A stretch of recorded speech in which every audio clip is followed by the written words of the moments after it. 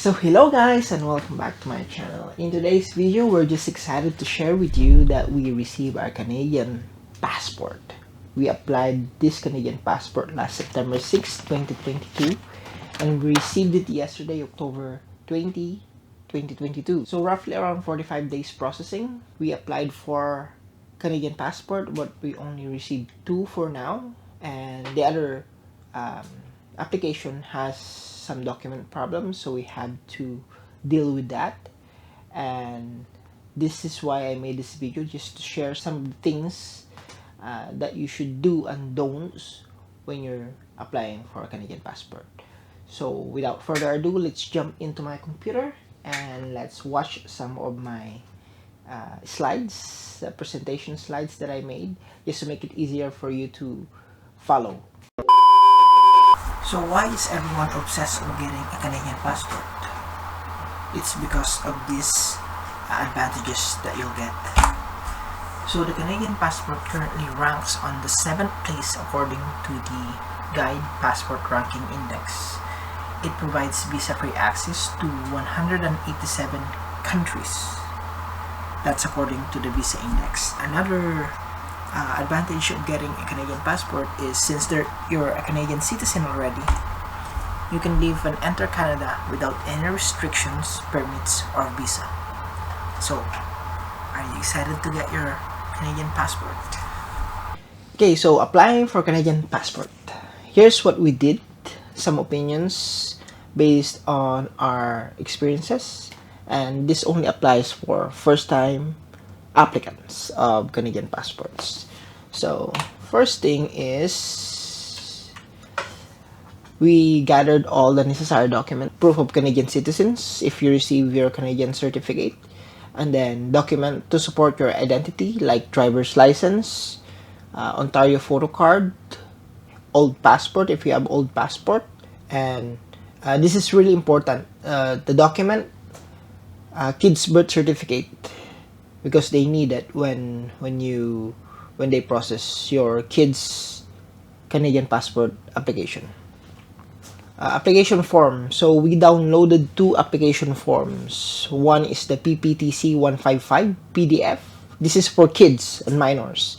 And then the second one was the PPTC 153, the PDF. This is for adults. So I'll give you some tips on some of the things that you have to be careful with when you fill up the PPTC 155 and PPTC 153 form.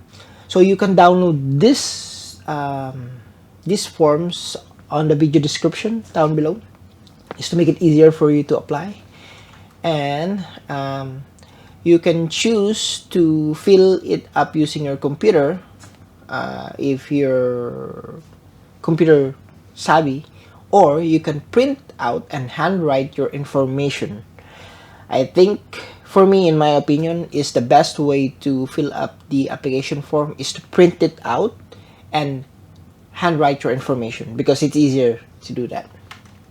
And that's what we did. We printed out the forms and we manually filled it up. Now, you need a guarantor. A guarantor can be your relative, friend, co-worker that has a valid Canadian passport and have known you for at least 2 years and is willing to attach their signature on your photo and documents. So they need to sign your application form and your photo, your passport photo. Now, the second person that you need is a reference. It cannot be your relative, but it can be your friend or co-worker that have known you for 2 years. So note, you can't use your guarantor to be your reference at the same time. No. So you need at least to find another person. The reference doesn't need to have a passport.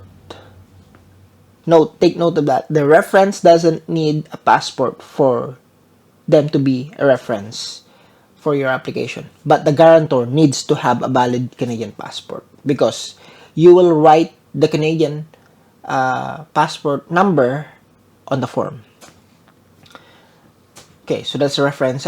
You need at least two, I think, two Canadian references and then one guarantor only.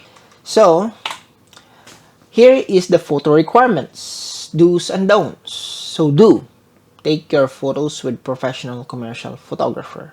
Find a good one, okay?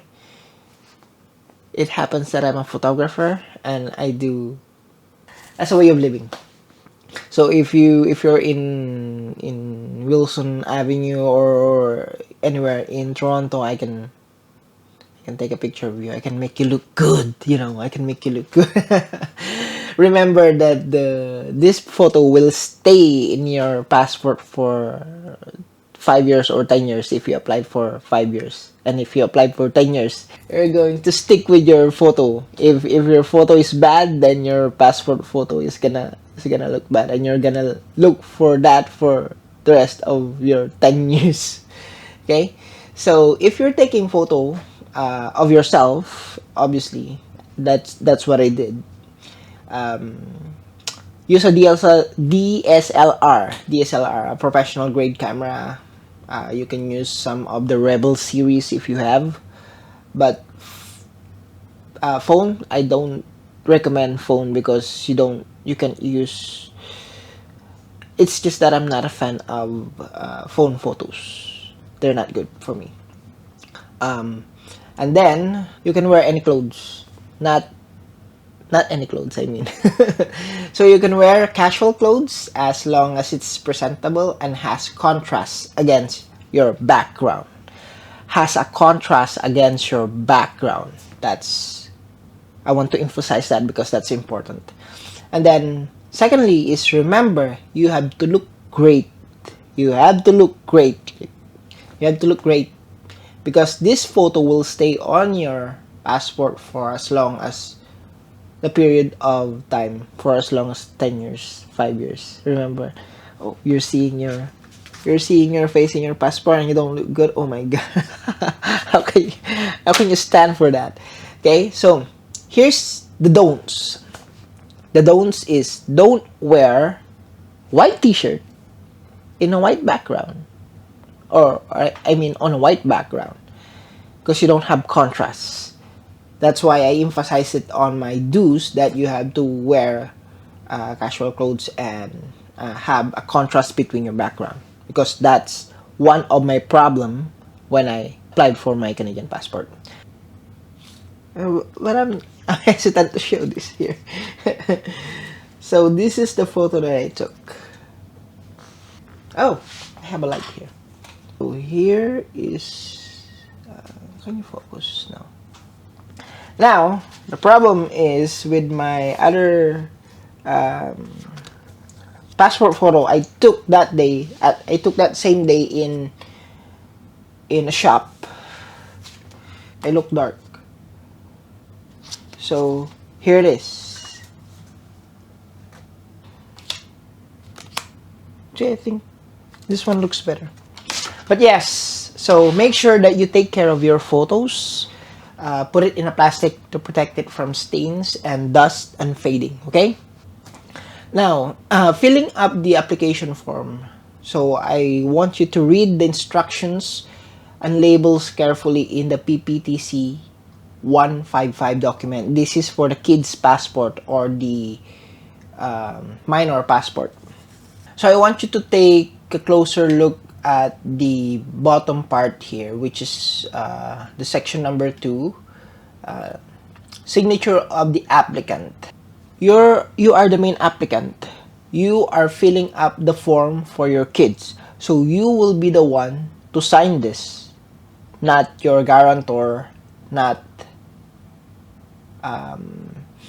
anyone else, but you fill up the application form for your kids. It's you who's going to sign this. Okay, everything here, the applicant information is you. For example, if you're the parent, you put it here, and then the other parent or legal, which is if you're your partner, put it here, her information or his information. You are the main applicant, and then the signature of the other parent, legal applicant or legal guardian. and then sign in with the date, and then signed at where you signed it. You signed it in North York, you signed it in Bradford, you signed it in Barrie, you signed it in Niagara Falls. Just read the labels carefully, okay? Don't rush. Don't rush, because sometimes rushing is not good. Okay? Next, number 3 is previous Canadian travel document. We don't have that because you're only a first-time Canadian passport applicant. So what you have now is we go to section number 4, which is the proof of Canadian citizenship. What do you have? You have the certificate of Canadian citizenship. So that's what you're going to fill in here. Certificate number, date of issue or effective date of citizenship. You'll see that on your citizenship document. Okay? It starts with KP, I think, when it was issued or effective. Put that.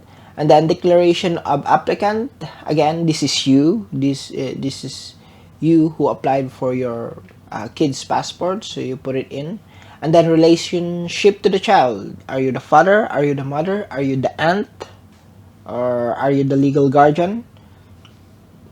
And then given name of the child. This is where you put in the name of your child. De La Cruz, and then 1. And then declaration solemnly declare that the child name above is Canadian citizen. Yes.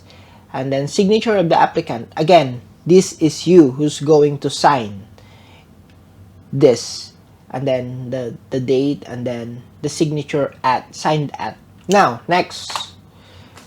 Declaration of the applicant. We're on number 6 now. Declaration of guarantor. This is where the guarantor is. So, the guarantor must know the applicant identified. Who's the applicant? It's you, the parent. So, the guarantor must know you for at least 2 years. And they will sign this. They will sign this. You can fill this up for your guarantor. You see this at the bottom part of the section number 6 is, I have known the applicant, parent, or legal guardians for at least how many years? Make sure that you're on the same boat. 2 years, 2 years, 3 years, 3 years, okay? And then, let's get back to putting or filling up the name of your kid. That's a good thing about this, is if there's any confusion on your application, they will call you. They will ask you to confirm if the spelling is right. Okay? So make sure that on your live birth certificate of your kid is the same spelling on your application form, to make it short. Okay? Now, this is for the adult passport form application. This is gonna be easy, but one section in the adult passport form is a bit tricky. Okay, so this is the adult passport form, PPTC. See the section 7, additional personal information. So if you go on to B, section B, 7AB, occupation in the last 2 years, check all that applies. I was employed for full-time. And then enter the full details below for the last 2 years. So don't leave any blank.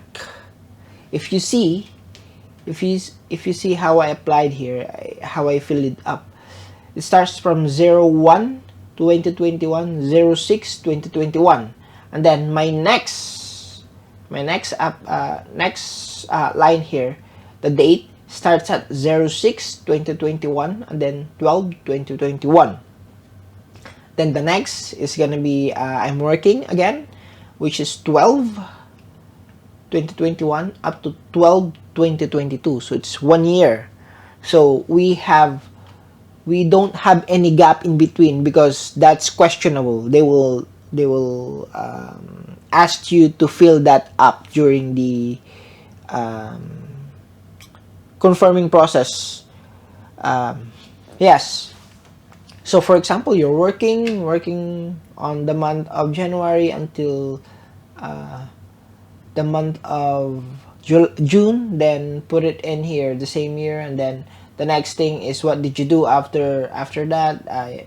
you retired, you resigned, then you became a housewife from from June to December 2021. Then after that, after December 2021, you applied for work, you started for work the same month, which is 12 December 2021. Then you ended your job December 2022. So there's no gap. And then they will ask for the address. Okay. So your address for the last 2 years, they will ask for that. Like this one here. First one. Addresses in the last 2 years.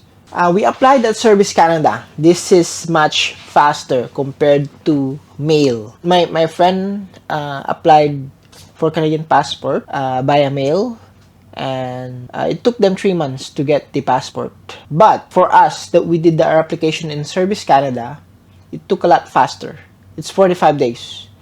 That's the advantage of applying in person. The thing is, they can recheck some errors on your application form, and from that moment you can recorrect it. Okay.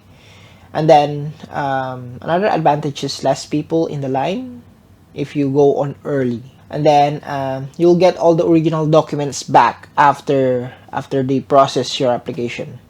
After they process your application in Service Canada. Not process they give you the passport, no, but they process your application form and passed it on to the passport processing office. Note, double check all your submitted documents. Make sure that each of your application form has its own requirements documents.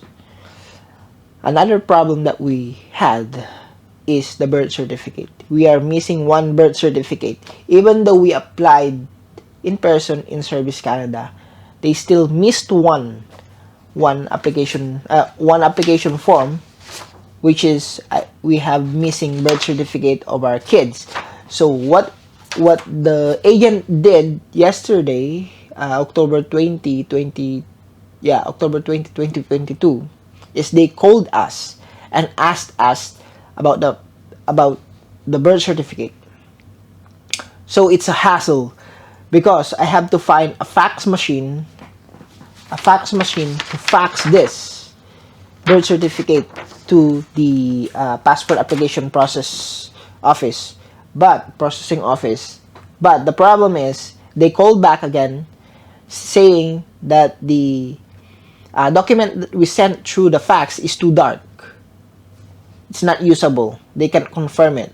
So I tried to negotiate with them. Can I use a civil municipal birth certificate from our country because it's clearer? I know for some of you from the Philippines, some of the NSO birth certificate in the Philippines is a bit blurry, right?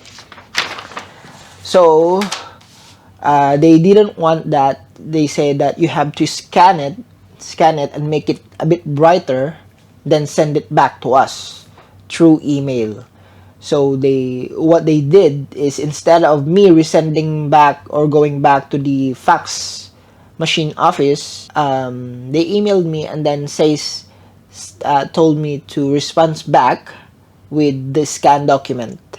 So what I did is I scanned the document, I made it a bit brighter, and then send it back to them through email, and that's a bit faster. But until now, I was waiting for the response if the document that I sent through email is acceptable, and I haven't got any response yet, so I'm guessing that the form is accepted. If you're applying via mail, then that's the time that you need all the pages on the application form. Okay? But if you're applying in person, so all in all, you need, for the adult, you need 3 pages, 1, 2, and 3. And then for the minor passport application form, you only need 2 pages, 1 and then 2. So that's it, guys. So hopefully this video helps you out, and if so, please consider subscribing and hit that notification bell just to notify you when I upload a new videos like this, and help me reach my 1,000 subscribers, please.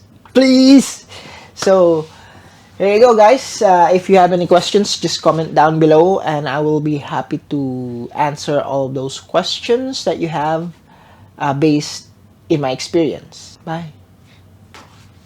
Hey, if you need a photographer for your passport photo, hit me up. I'll make you beautiful. I'll make you handsome. Don't worry. I have a small studio here in my house, and we can take a photo of you, and we'll make your face beautiful. We'll make your face brighter. Bye.